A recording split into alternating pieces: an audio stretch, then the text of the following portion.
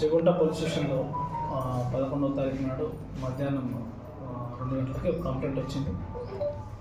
దాంట్లో కాంప్లైనెంట్ ఎవరంటే మా దగ్గర 7వ తారీఖు నాడు రాత్రి యొక్క బర్రెలు దొంగతనం అని చెప్పేసి ఒక కంప్లైంట్ భవానీ స్వామి అని చెప్పి కంప్లైంట్ చేయడం జరిగింది. వాళ్ళ బ్రదర్ రఘుపతి గారు ఈ కంప్లైంట్ ఇచ్చారు.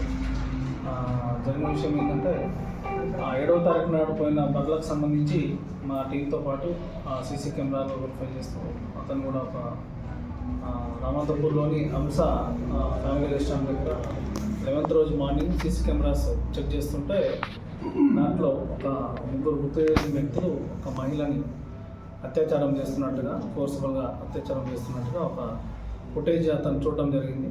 దాన్ని చూసి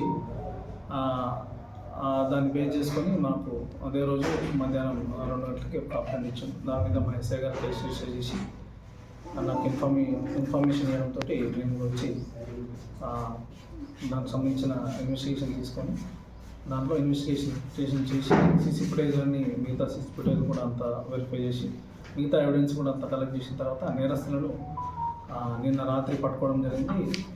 దాంట్లో ఉన్న నేరస్తులు సయ్యద్ అఫ్రోజ్, ఇతను తూపురాన్కు చెందిన వ్యక్తి, గౌరవ్ బస్వరాజ్ ఇతడు చేగుంటకు చెందిన వ్యక్తి, మొహమ్మద్ సాయిద్ అలియాస్ షాహెబ్ ఇతను బీహార్ సంబంధించిన వ్యక్తి, కానీ ఈయన కూడా చేగుంటలో ఉంటాడు. ఈ ముగ్గురు కూడా ఈ చేగుంటకు సంబంధించిన ఒక కోళ్ళ కంపెనీలో వర్క్ చేస్తారు. వాళ్ళు కోళ్ళు సప్లై ఒక డ్రైవర్, మిగతా వీళ్ళు హెల్పర్స్గా ఉంటారు.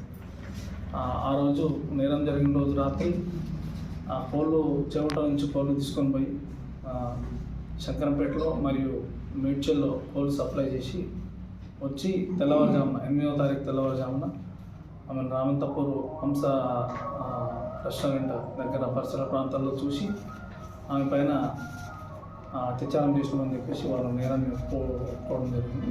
దానిపైన వాళ్ళని అరెస్ట్ చేసి ఈరోజు కోర్టులో హాజరుపరచడం జరిగింది. కొంచెం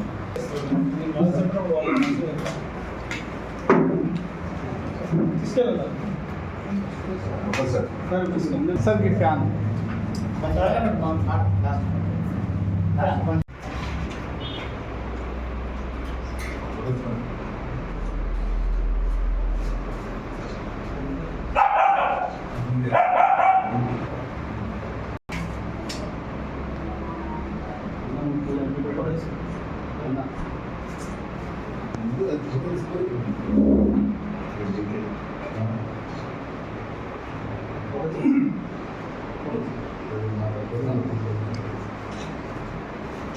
చాలా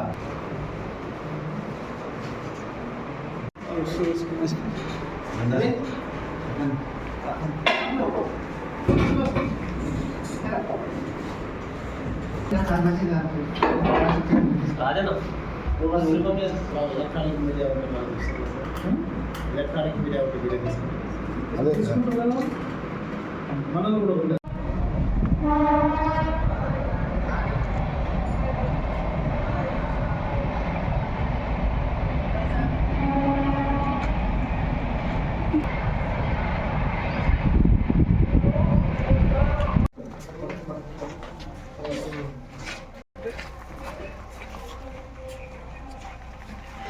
Hey, sit down.